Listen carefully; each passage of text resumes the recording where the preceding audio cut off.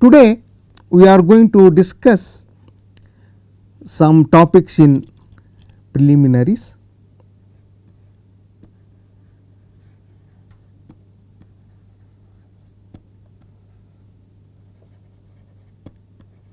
So, again the topics include some from analysis and some from linear algebra, etc.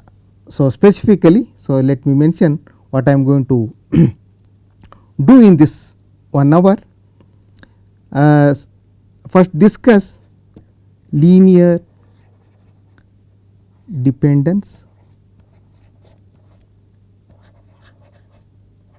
and independence of functions. So, that is very much used in the study of linear homogeneous equations later. So, linear dependence and independence of functions.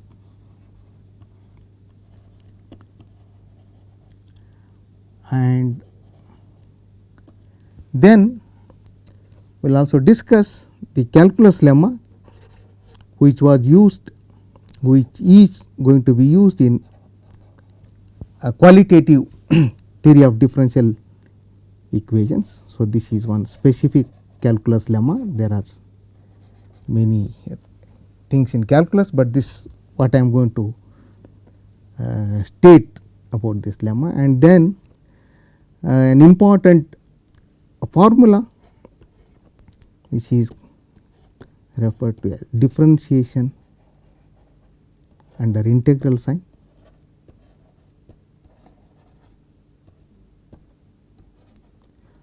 So, this is going to be used, for example, in the study of boundary value problems using green functions under an integral sign.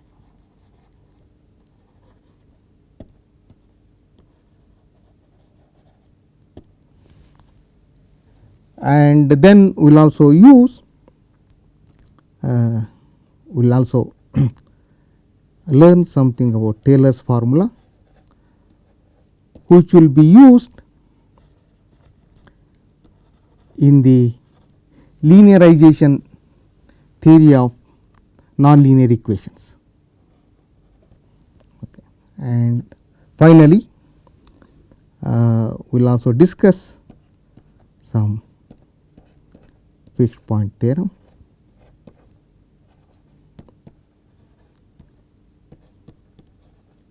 and some related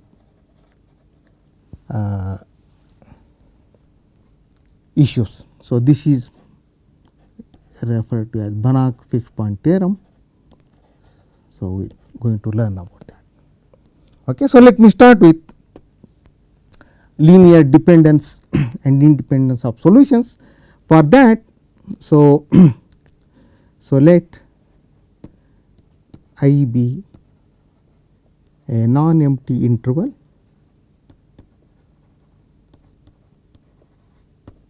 in R.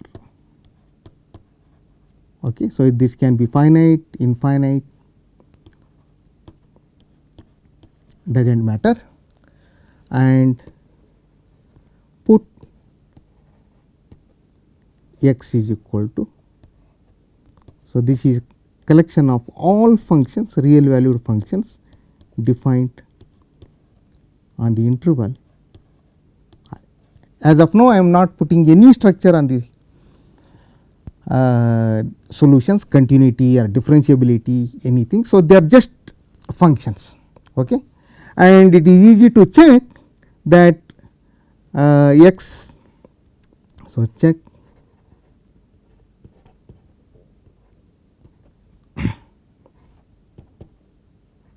x is a real vector space. So, if we are given two functions in this set x, u1, u2, then I can define their addition and multiplication by a real number, and if u belongs to x, minus u also belongs to x, and minus u is the additive inverse of u, and the identically 0 function is the 0 in this vector space. So, this is not difficult to check that x is a real vector space. So, we are going to discuss what is meant by linear dependence or independence of two elements in this vector space x. Okay. So, let u1 u2 belongs to x. Okay. So, the this is general definition in any vector space. So, u1 u2 are said to be linearly independent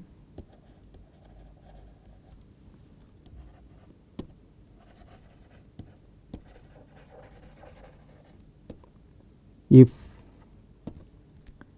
a1 u1 plus a2 u2 equal to 0 implies a1 equal to a2 equal to 0.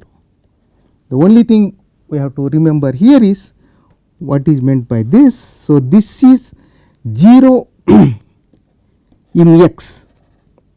Okay. So, a1 u1 plus a2 u2 is again a function from the interval I into real numbers. So, left hand side is a function and this is the 0 function. So, this means, so this implies a1 u1 t plus a2 u2 t equal to 0.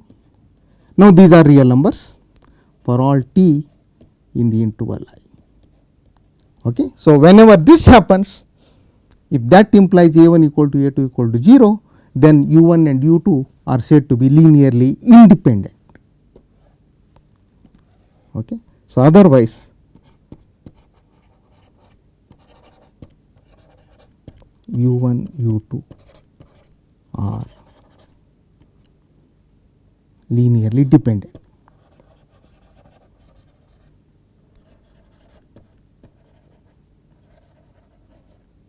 Okay. So, now we are going to get some sufficient conditions on u1 and u2 for them to be linearly independent. Okay. So, that is next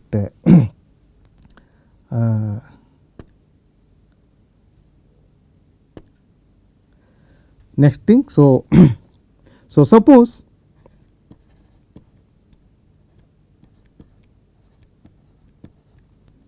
a1 u1 t a2 u2 t is 0 for all t in I. So, u1 and u2 I am picking two functions and suppose their linear combination is 0. Okay. So, when can I conclude a1 equal to 0, a2 equal to 0? That is my question. Okay. So, for this purpose pick t1 t2 in I and t1 different from t2. So, pick any two distinct points and from this, now if you substitute t equal to t1 and t equal to t2, because that is valid for all t in I. So, therefore, I have a1 u1 t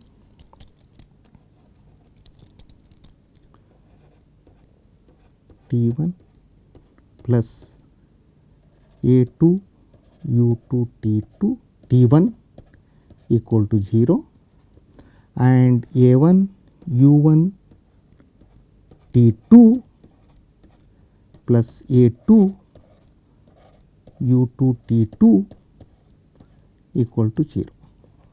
And now, look at these two linear equations, they are homogeneous because right hand side is 0 and consider that matrix u1 t1 u2 t1 u1 t2 u2. So, if okay, so here a sufficient condition, if the matrix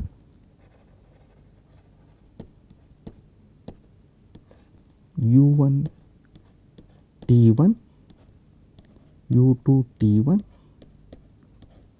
U1 T2, U2 T2. So, this is the coefficient matrix is non-singular,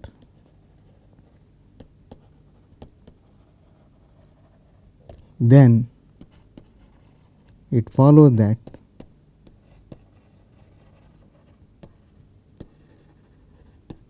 because these are two homogeneous equations and the determinant is non-zero, that matrix is non-singular, it follows that it has only trivial solution A1 equal to A2 equal to 0. So, with this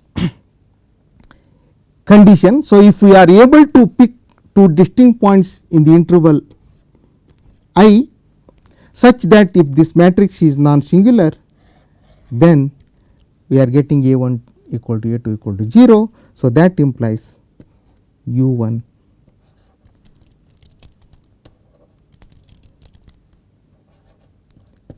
U2 are linearly independent. So, let me shorten it. Okay. So, that is only a sufficient condition. It does not appear to be necessary, but in this class X is a huge class of functions. So, it is difficult to find an example, you can try that. So, converse may not be true. So, I just make a remark. So, you may check that may converse may or may not be true. So, I am not sure about that because that class is too big to may not be true. So, what I am trying to say is, suppose you pick any two distinct points in the interval I, and suppose for all the choices if this matrix is singular and yet the functions U1 and U2 are linearly independent. So, that you can, so this question I put a question mark. Okay. But when you take special functions, okay, so we are going to now take a subset of x, then we can say much more. Okay. That is the next thing we will go. So, consider C1I.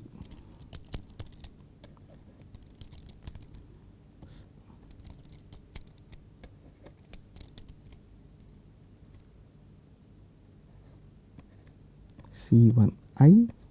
So, this is a subset of x. So, I am so these are ones continuously differentiable functions.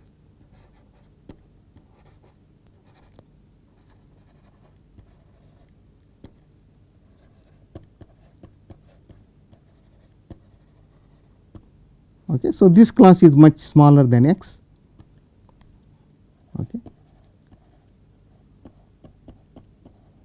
And now again let us study when two functions are linearly dependent or independent. The previous discussion we just took two functions. You can also consider any finite number of functions and discuss their linear dependence or independence, and that more algebra will be more complicated, but the same idea. So, instead of two distinct points you have to consider n distinct points and do that. Okay. So, again let me just restrict the discussion to two functions. So, let U1 U2 belongs to C1I and A1 U1 plus A2 U2 equal to 0. So, I would like to see under this condition when and imposing some conditions on U1 U2 if necessary, when does it follow that A1 equal to A2 equal to 0. That means, U1 and U2 are linearly independent.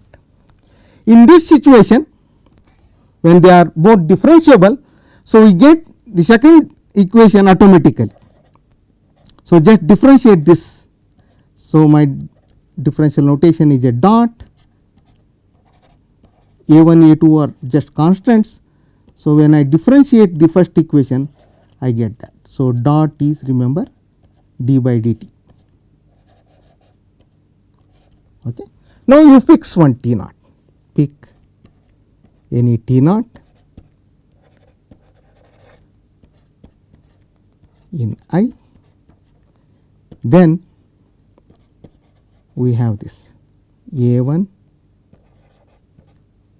u1 t0 plus a2 u2 t0 equal to 0, and a1 u1 dot t0 plus a2 u2 dot t0. So unlike in the previous situation, now just one point will do, and we are getting again two equations, and from this we would like to conclude a1 equal to a2 equal to 0, and for that this coefficient matrix should be non-zero. So this matrix, so if again this u1 t0 u2 t0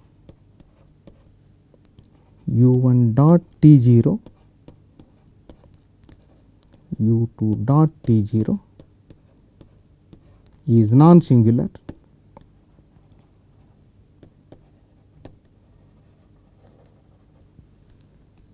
it follows that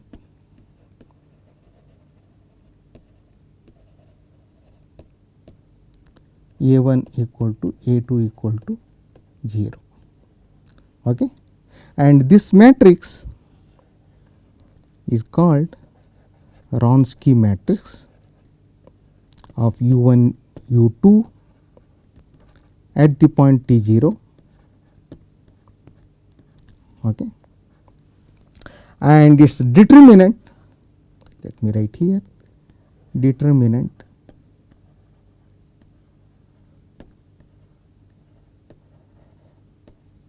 is called Wronski. So we will introduce some notation, Wronskian of u1 and u2 at t equal to 0. So let me just again write that thing. So put w u1 u2 at t0 equal to determinant of this matrix u1 t0 u2 t0 u1 dot t0 and u2 dot t0. Okay. So what we saw in the previous slide is that, so if w u1 u2 t0 is not 0, then u1 u2 are linearly independent. So when you put more structure into the functions, for example here we have taken differentiable functions. So we see a simple condition, and that to just at one point. So even if the Wronskian is non-zero at one single point, those two functions u1 and u2 are going to be linearly independent. However, converse may be false.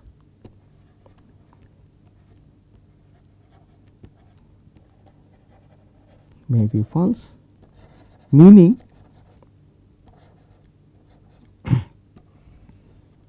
so there exist functions u1 u2 such that w of u1 u2 at t is 0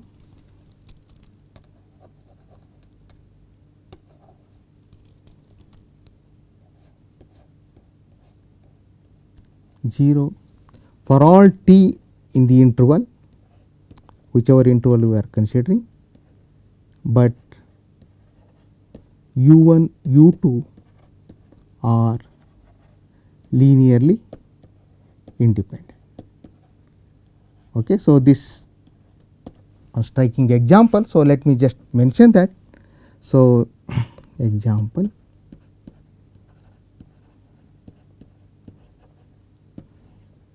So, you work out the details. So, I is some interval containing both positive and negative real numbers, say for example -1 and 1, okay, and u1 t is t cube and u2 t is mod t cube. Okay.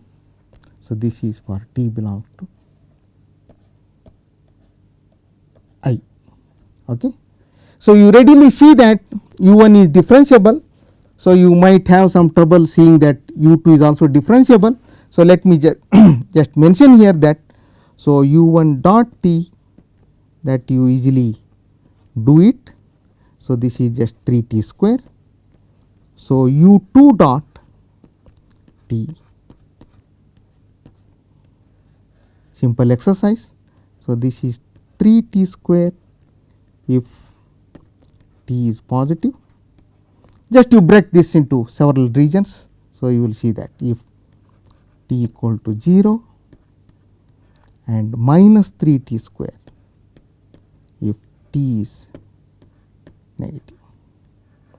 Okay. So, it is it's something 3t square, but the sign changes, that is important, and using this definition and this computation, you see that Wronskian of u1 u2 t is 0 for all t in I.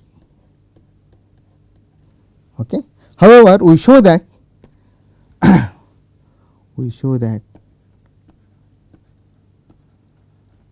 u1 u2 are linearly independent.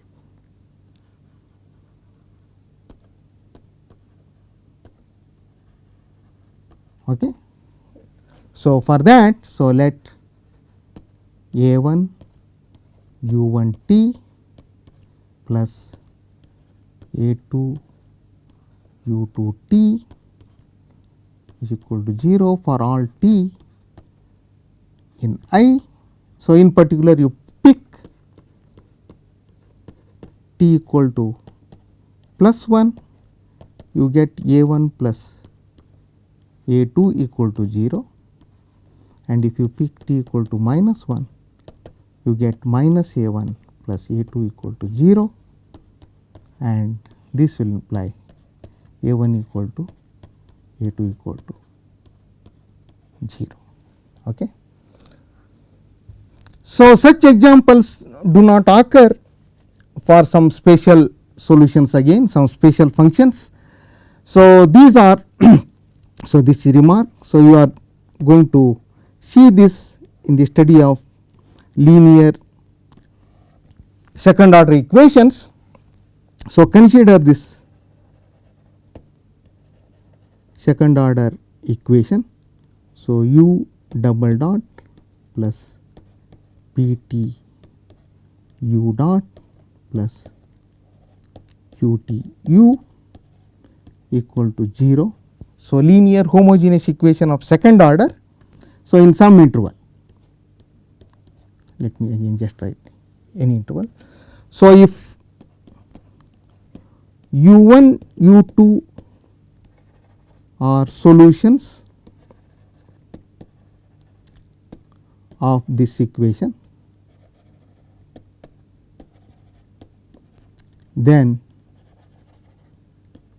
their Wronskian u1 u2 at any t, okay. Their Wronskian, okay. That is a function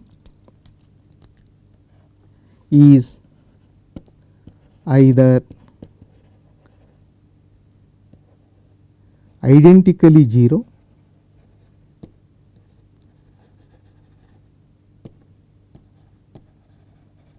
or never 0. So, if it is 0 at one point, then it has to be 0 everywhere, and if it is not 0 at one point, then it has to remain non-zero, and this happens only for this u1, u2 are solutions of this homogeneous. So, that is special functions, and further u1, u2 are linearly independent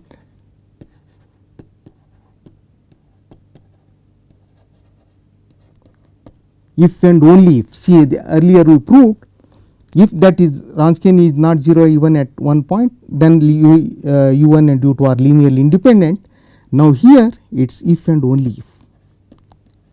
Okay. So, we saw through this example this converse may not be true, but when u1 and u2 are solutions of this homogeneous second order equation, then converse is also true if and only if their Wronskian is not 0.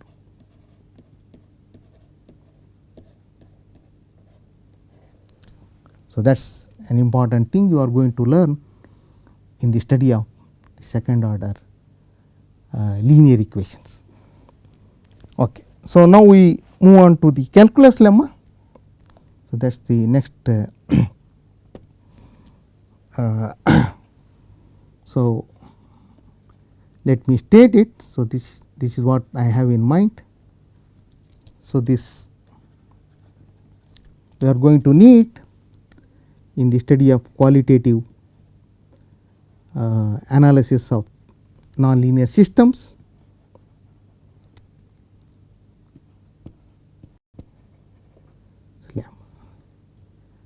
So, let chi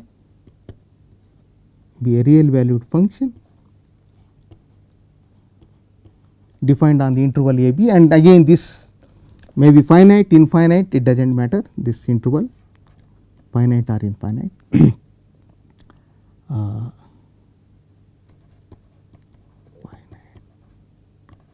or infinite,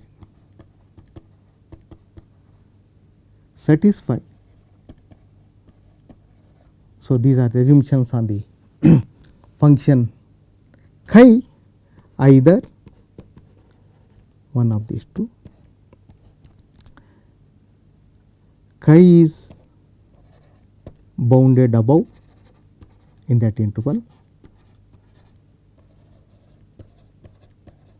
and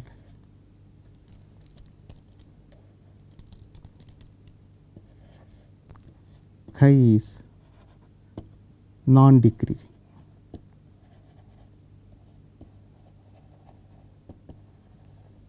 Or chi is bounded below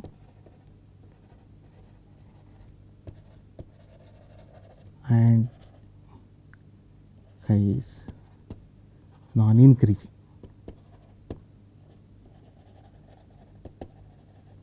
Then limit chi t as t tends to b. So, b could be infinity. Okay. So, it does not matter, exists. This limit exists means it is a finite number, finite real number. Okay. So, quick proof. So, assume 1.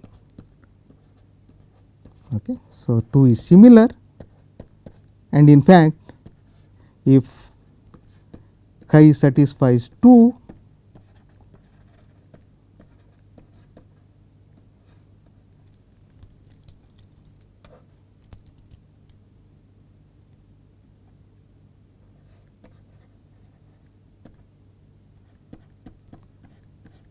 then minus chi satisfies 1. Okay. So, if limit chi t exists, then limit minus chi t also exists. So, it is sufficient to prove the lemma in one case. Okay. Since chi is bounded above, so put alpha is equal to supremum chi t, t belongs to a b, and since we are assuming chi is bounded above, so this is finite. Okay. So, for any epsilon positive, so now we are going to show that the limit exists for any epsilon. So, if you consider alpha minus epsilon, alpha minus epsilon is not supremum of chi. So, therefore, there is at least one point in the interval where that alpha minus epsilon will be strictly less than chi of t 0. So, for any epsilon there exists t 0 in the interval a b such that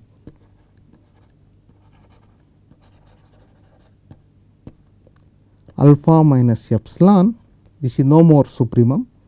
So, this should be less than chi t 0. Okay. And now we use the second hypothesis. So, if t belongs to a b and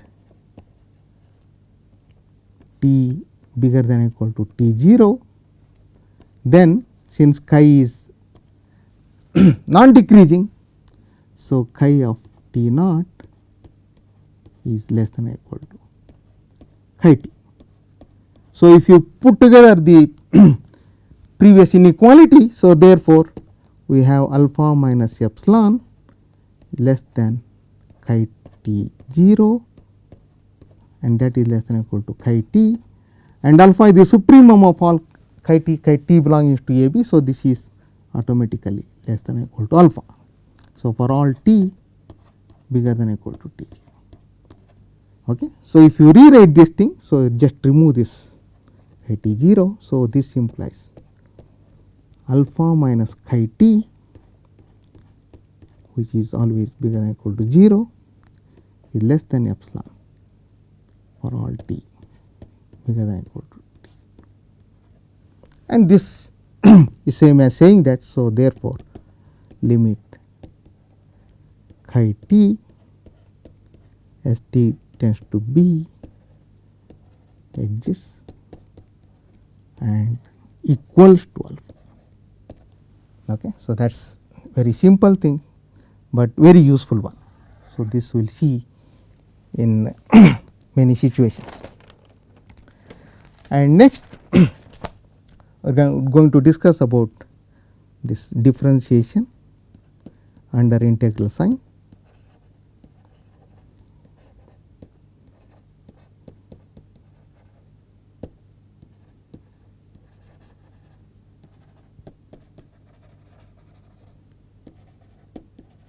Okay. So, for this recall again from fundamental theorem of calculus. So, if f from a b to r is continuous,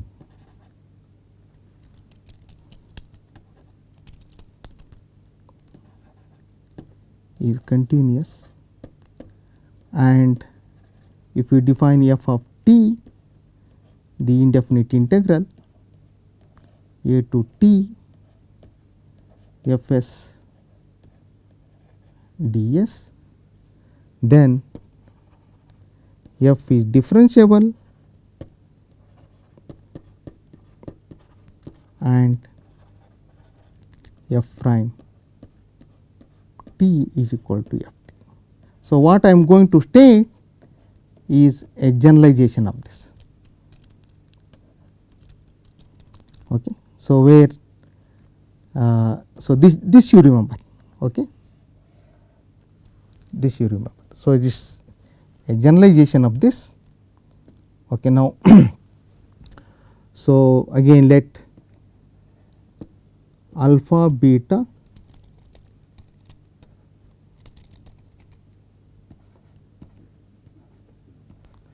from some interval a b to r be differentiable functions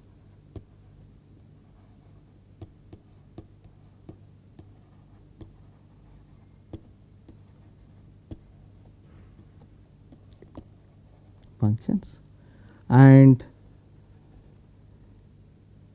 f is a function of two variables. So, t s, so t belonging to a b, okay, and s belonging to this interval alpha t beta t. Okay. In this notation usually we assume that alpha t is less than beta t. So, if beta t happens to be less than alpha t, then you interchange it, or beta t alpha t.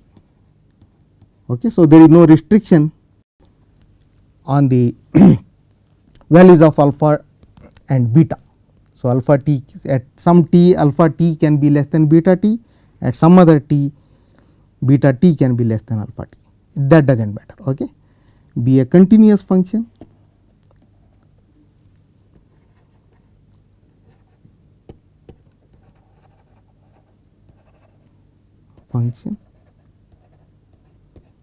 of both the variables, and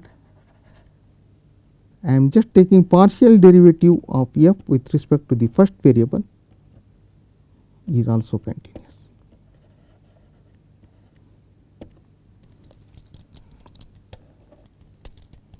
So, since we are essentially using Riemann integration, so these hypotheses are needed,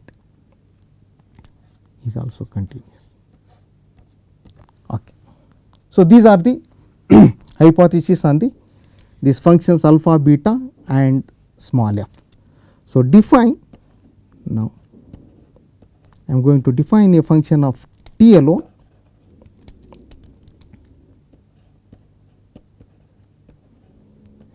f of t, just like in the previous case, but now with all these things. So, integration is also, the integral limits are now variables alpha t beta t, and I am going to integrate with respect to s. Okay. So, remember that t is also, t is just fixed. Okay. So, once you fix this t, so this you define for t in a b. Okay. So, then f is differentiable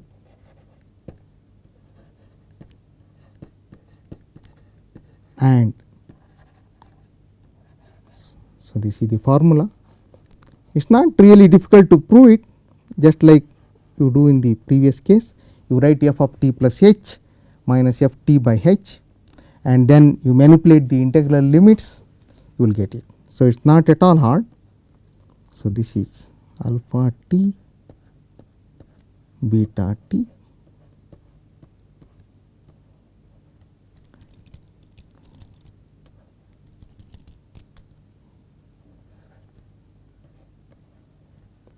df by dt. So, now I am assuming that is continuous. So, this integral makes sense. Okay. And now, since the limits are themselves variables, so you get some additional terms, and these are like this t beta t db by dt.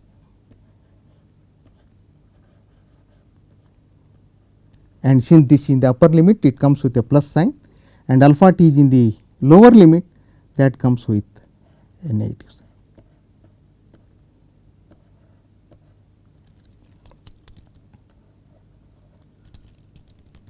T.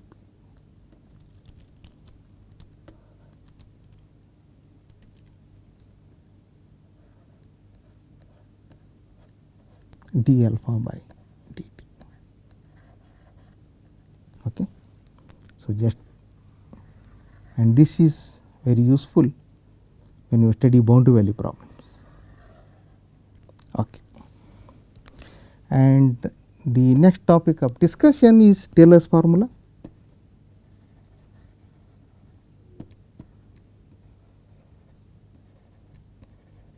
So, let me again start with one variable.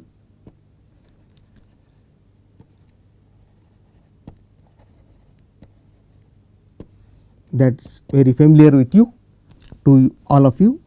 So, let f from some interval a b to r be a C2 function.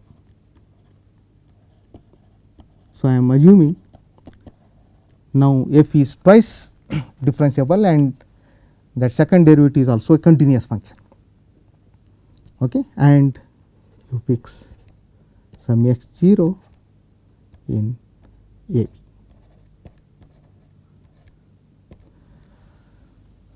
So, using mean value theorem and other things, okay. So, it is not difficult to see that f of x 0 plus y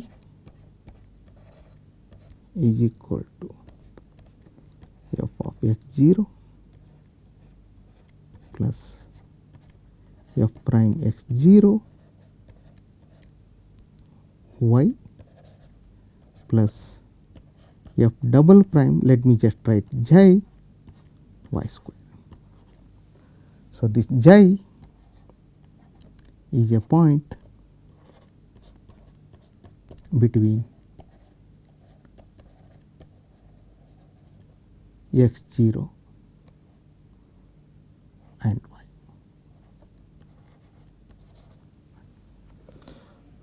So, because we are assuming it is a C2 function, so when y is small, so this quantity is bounded, and usually we write that as, okay, f of x 0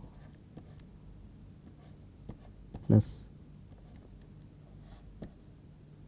f prime x 0 y plus O of y square for y small. Okay. And this is very much used in linearization of nonlinear equations. And now, once we have this for one variable case, we will see how to extend it for multivariable case. So, again let me start with one real valued function, multivariable case. In fact, we reduce it to the one variable case. So, let D belonging to R n be an open set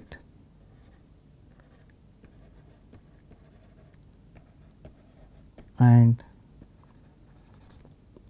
f, not same as that f, now it is defined on this D to R be a C2 function.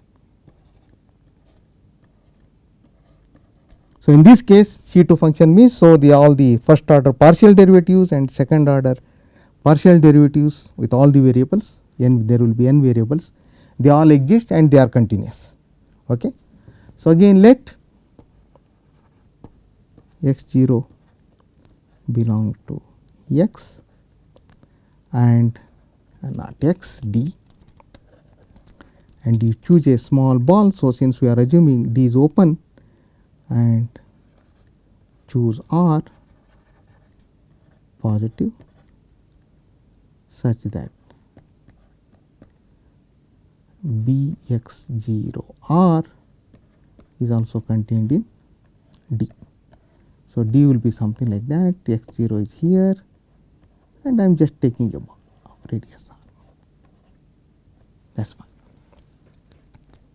So, now we are just picking y there and trying to, so pick any y, pick y in B x 0. Okay, so define. So, this is now f is from D to R. So, now I am going to define a one variable function. So, this is f of x 0 plus t y. Okay. So, t is between 0 and 1. Okay. So, now if you apply the one variable case, so with y equal to 1 and x 0 equal to 0. So, therefore, we have f of 1 is equal to f of 0 plus f prime 0 into 1. So, that is fine, and now f double prime j, and j is between 0 and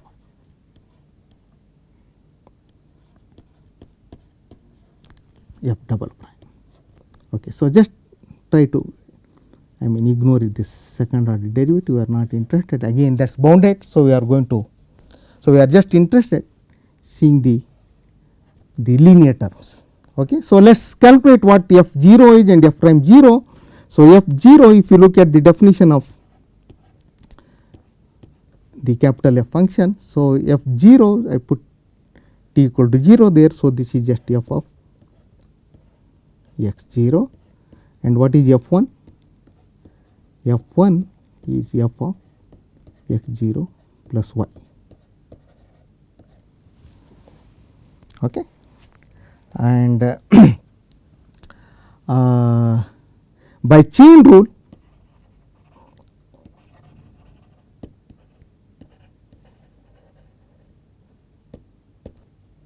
f prime t, let me just write f prime t. So, so this is a function of n variables. So, by chain rule, so this is just del f by del x j evaluated at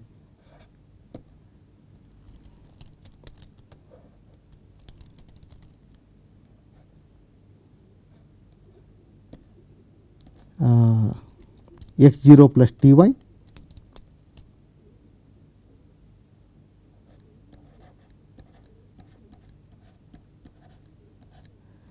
into the differentiation of this argument with respect to t, and there is only dependency is through this t y. Okay. So, we just get y j. Remember, y is a vector. So, this is just y j equal to 1 to n. So, since we are in n variable case, that happens. So, f we are interested in f prime 0. So, therefore, f prime 0 is del f by del x j, t equal to 0 means just x 0 y j, and this you can write in the notation of gradient. So, this is gradient of f at x 0 dot y. So, this is a vector and that is a vector. So, this is a scalar product. Okay. So, this is gradient.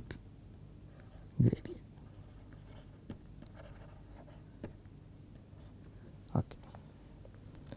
So, therefore, if you put back x 0 plus y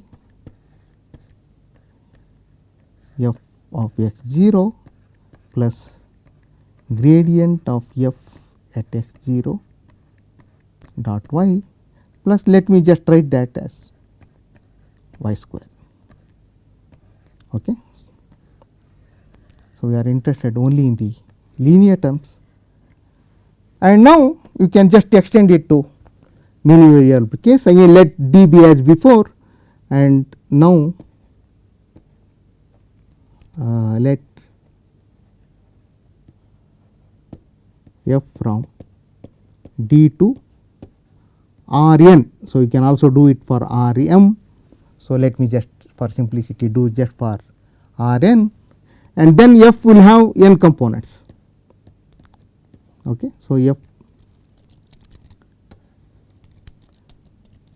f1, f2, fn, and each fj is now from d to r, and now we can apply the previous discussion with this, apply the previous formula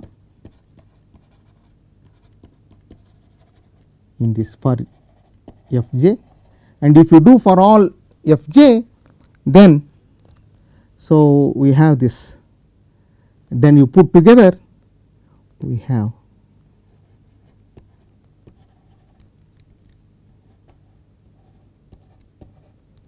this f of x 0 plus y. Now this is a vector, so this is also a vector, so you should get a vector here, but y is only a vector. So that if I want to get a vector out of that, so you should multiply by a matrix, and this is just y. So this is n by n matrix, and this called Jacobian of f.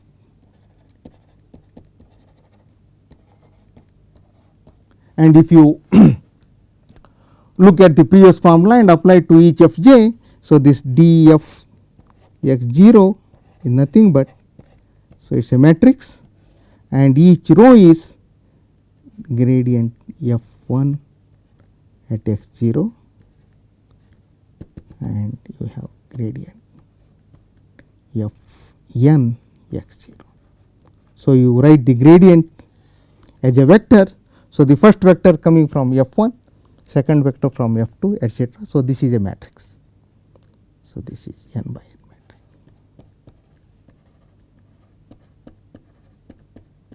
Okay.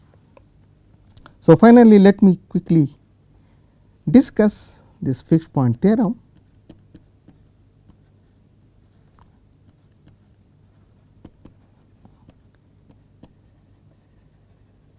Okay. For this we need the notion of a metric space.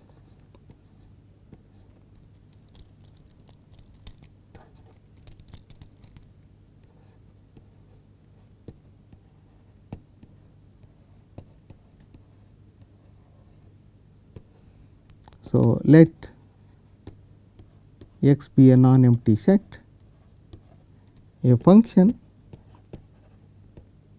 d from the Cartesian product to R is called a metric or distance function.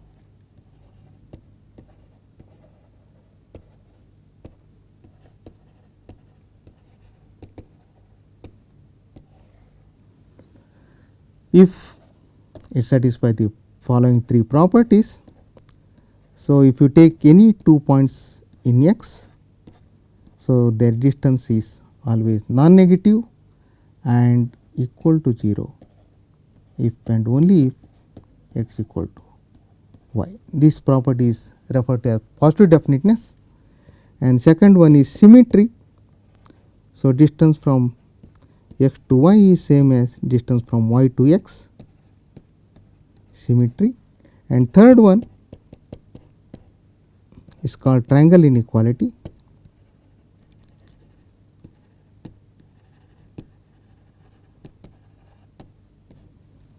So d of x y is less than or equal to dxz plus dzy. So these three properties should hold for all x, y, z in x. Okay. And so this again, this notion comes from the Euclidean distance. So this is for example in R, if you take x equal to R and the distance defined by the usual Euclidean distance, so that is a metric. And in Rn again the standard Euclidean distance. So these are examples of metric spaces. Okay. Yes. So x d, so x is a non-empty set and d is a metric on x is referred to as a metric space.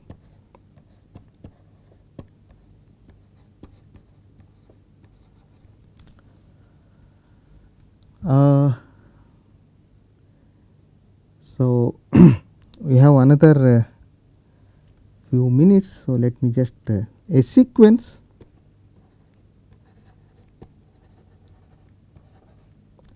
x n in x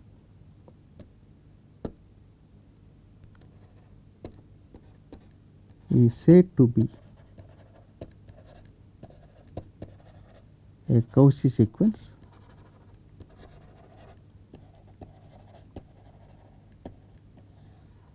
if limit. So, remember this, when you put d, so these are all real numbers now, x m x n, and this should go to 0 as m n goes to infinity. Okay. You can also write it in form of epsilons. Okay. A sequence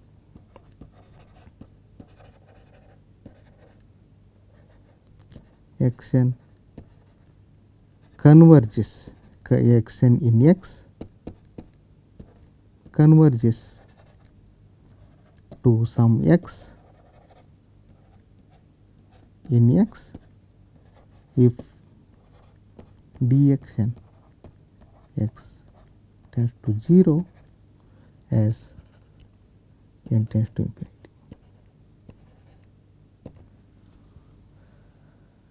So, a metric space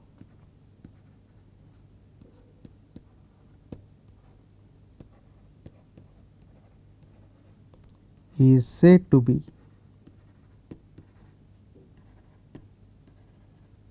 a complete metric space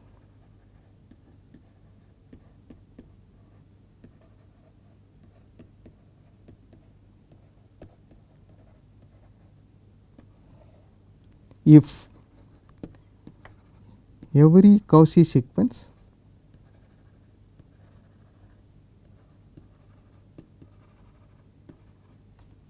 in x converges to some point in x. So, it is easy to check if a sequence converges to some x and that x is unique. So, a sequence cannot converge to 2 elements in x. Okay. So, that limit is unique. So, now we are going to state this fixed point theorem. Banach fixed point theorem. So, let x d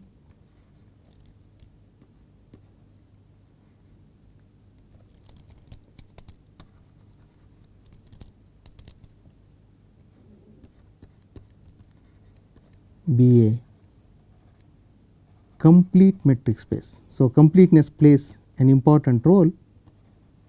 So, without completeness, the conclusion of this theorem may be false.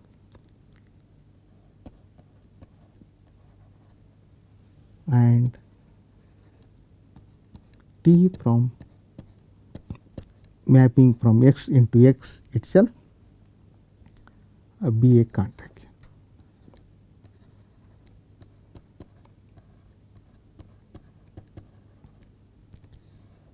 So, that is, so I am going to define what is contraction. So, if you take any 2 points x and y in x and now you take their images under T. So, T x T y are their images and you compute the distance between them, and this should be less than or equal to alpha distance x y. So, for some 0 less than alpha less than 1 and all x y in x. The conclusion is then T has a unique fixed point.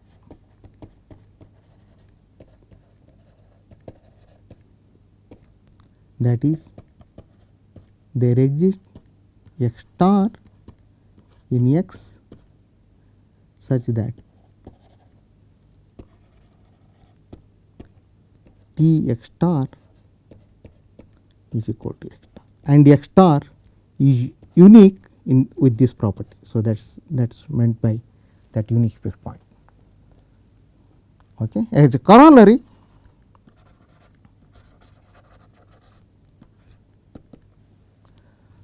so let again same setting. So, let T from x to x be such that, so T need not be a contraction, but what we are assuming is T to the n is a contraction.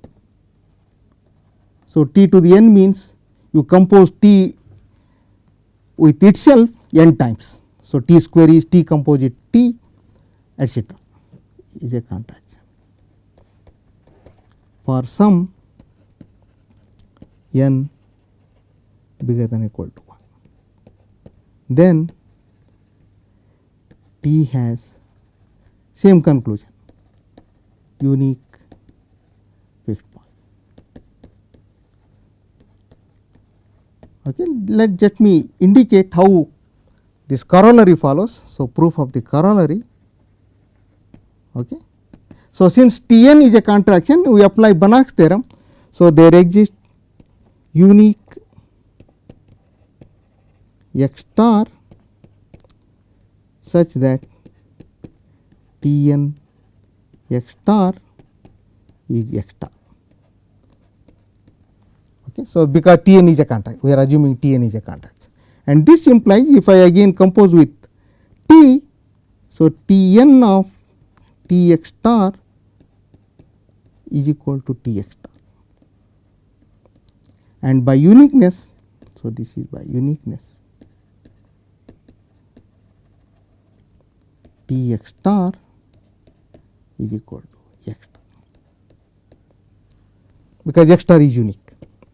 Now, we are showing that T x star is also a fixed point for T n, and that is why we should have this T x star equal to T x star. And further